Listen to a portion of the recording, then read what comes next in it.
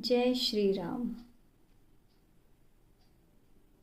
मंगल भवन अमंगल हारी, द्रवहु सुदशरथ अजिर बिहारी। दीन दयाल विरधु संभारी, हरौ नाथ मम संकट भारी।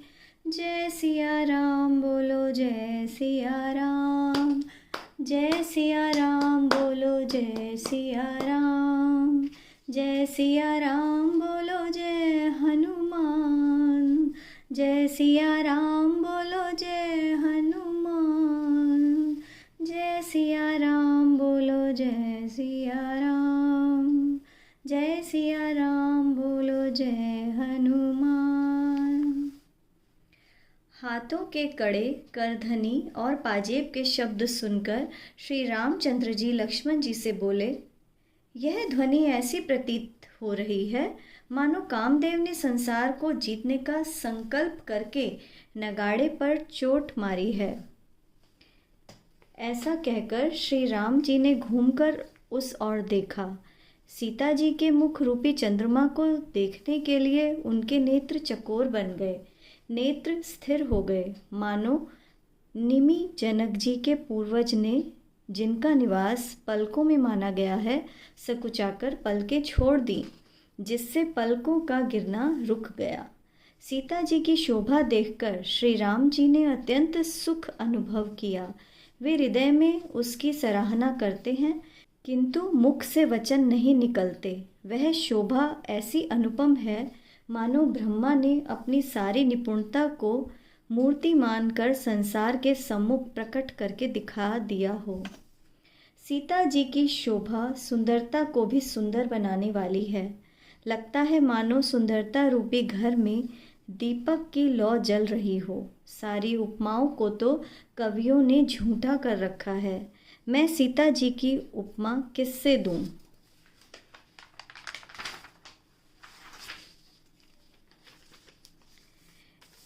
इस प्रकार अपने हृदय में सीता जी की शोभा और अपनी दशा को विचार कर श्री रामचंद्र जी ने अपने छोटे भाई लक्ष्मण जी से बोले, हे तात, यह वही जनक जी की कन्या है जिसके लिए धनुष यज्ञ हो रहा है। सखियां इसे गौरी पूजन के लिए लेकर आई हैं।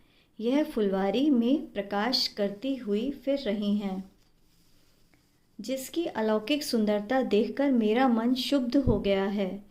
वह सब कारण तो विधाता जाने, किंतु भाई मेरे मंगलदायक दाहिने अंग फड़क रहे हैं।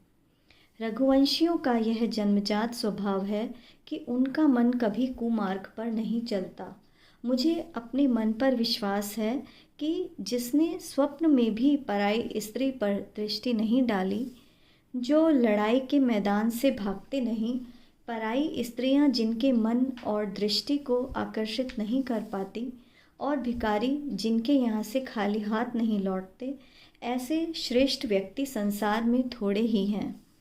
इस प्रकार श्री राम जी छोटे भाई लक्ष्मण से बातें कर रहे हैं, पर उनका मन सीता जी के रूप के प्रति ही आकर्षित है तथा उनके मुख रूपी कमल का पान कर रहा है। सीता जी चकित होकर चारों ओर देख रही हैं। उनके मन में इस बात की चिंता है कि राजकुमार कहाँ चले गए। मृग के छौने की सी आँख वाली सीता जी जहाँ भी दृष्टि डालती हैं, वहीं मानो श्वेत कमलों की कतार खिल सी जाती है। सखियों ने लता की ओट में श्याम और गौर कुमारों को दिखलाया। उनके रूप को देखकर सीता जी के नेत्र ऐसे प्रसन्न हुए मानो उन्होंने अपना खजाना पहचान लिया हो। श्री रघुनाथ जी की छवि देखकर सीता जी के नेत्र निश्चल हो गए, पलकों का गिरना भी रुक गया। स्नेह के कारण शरीर विहल हो गया, मानो शरद ऋतु के चंद्रमा को चकोरी बेसुध होकर देख रही हो। नेत्रों के रास्ते श्री राम जी को हृदय में बसाकर नेत्र मूंदकर उनका ध्यान करने लगी। जब सखियों ने सीता जी को प्रेमवश हुआ जाना, तब वे मन में सकुचा गईं, कुछ कह नहीं सकी। उसी समय दोनों भाई लता मंडप में से प्रकट हुए, मानो दो निर्मल चंद्रमा बादलों के पर्दे को हटाकर निकले हों। दोनों सुंदर भाई शोभा की सीमा हैं। उनके शरीर की आभा नीले और पीले कमल की जैसी है। सिर पर सुंदर मोर पंख सुशोभित हैं तथा उनके बीच बीच में फूलों की कलियों के गुच्छे लगे हैं। माथे पर तिलक और पसीने की बूंदें हैं। कानों में सुंदर आभूषणों की छवि है। टेढ़ी बोंह और घुंघराले बाल हैं। नए लाल कमल के समान लाल नेत्र हैं। ठोड़ी, नाक और गाल अत्यंत सुंदर हैं तथा उनकी हंसी मन को मोहित कर देती है। मुख की छवि तो मुझसे कही ही नहीं जाती, जिसे देखकर बहुत से कामदेव भी लजा जाते हैं। वक्षस्थल पर मणियों की माला है। शंख के समान सुंदर गला है। कामदेव के हाथी के बच्चे की सूंड की भांति उतार चढ़ाव वाली असीम बलशाली कोमल भुजाएं हैं। जिसके बाएं हाथ में फूलों का दौना है, वह सांवला कुंवर तो अत्यधिक सलोना है। सिंह किसी पतली लचीली कमर वाले, पीतांबर धारण किए हुए शोभा और शील के भंडार सूर्य कुल भूषण श्री रामचंद्र जी को देखकर सखियां भी स्वयं को भूल गईं। एक चतुर सखी धीरज धरकर तथा हाथ पकड़कर सीता जी से बोली, पार्वती जी का ध्यान फिर कर लेना, इस समय तो राजकुमार को ही देख लो। तब सीता जी ने सकुचाकर नेत्र खोले और रघुकुल के दोनों पुत्रों को सामने खड़े देखा। सिर से पांव तक श्री राम जी की शोभा देखकर और फिर पिता का प्रण याद करके उनका मन शुद्ध हो उठा। जब सखियों ने सीता जी को प्रेम के वश में देखा तो सब भयभीत होकर कहने लगी, बड़ी देर हो गई, अब चलना चाहिए, कल इसी समय फिर आएंगी। ऐसा कहकर एक सखी मन में हंसी। सखी की यह रहस्य भरी वाणी सुनकर सीता जी सकुचा गई। देर हो गई जानकर उन्हें अपनी माता का भय लगा। तब धैर्यपूर्वक वे हृदय में श्री रामचंद्र जी को उनका ध्यान करती हुई अपने को पिता के अधीन जानकर लौट चली। मृग, पक्षी और वृक्षों को देखने के बहाने सीता जी बार बार घूमकर श्री राम जी की छवि को देख देख कर उनका प्रेम बढ़ता ही जाता है। शिवजी के धनुष को कठोर जानकर वे मन में विलाप करती हुई हृदय में श्री राम जी की सांवली मूर्ति को बसाकर चली।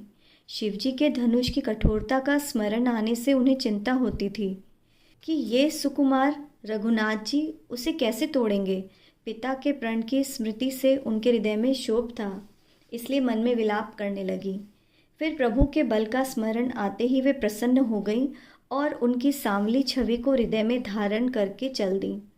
प्रभु श्री राम जी ने जब सुख, स्नेह, शोभा और गुणों की खान श्री जानकी जी को जाते हुए देखा, तब उन्होंने भी प्रेम की कोमल स्याही से उनके सुंदर स्वरूप को अपने चित्त रूपी भीति पर अंकित कर लिया।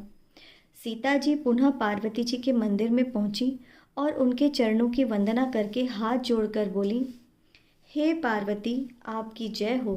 हे महादेव जी के मुख रूपी चंद्रमा की ओर टकटकी लगाकर देखने वाली चकोरी, आपकी जय हो। हे हाथी के मुख वाले गणेश जी और 6 मुख वाले कार्तिकेय जी की माता, हे जगजननी, हे बिजली की जैसी कांतिमान शरीर वाली, आपकी जय हो। आपका न आदि है, न मध्य है और न अंत ही है। आपके असीम प्रभाव को वेद भी नहीं जानते। आप संसार को उत्पन्न, पालन और उसका नाश करने वाली हैं। विश्व को मोहित करने वाली तथा स्वतंत्र विचरण करने वाली हैं।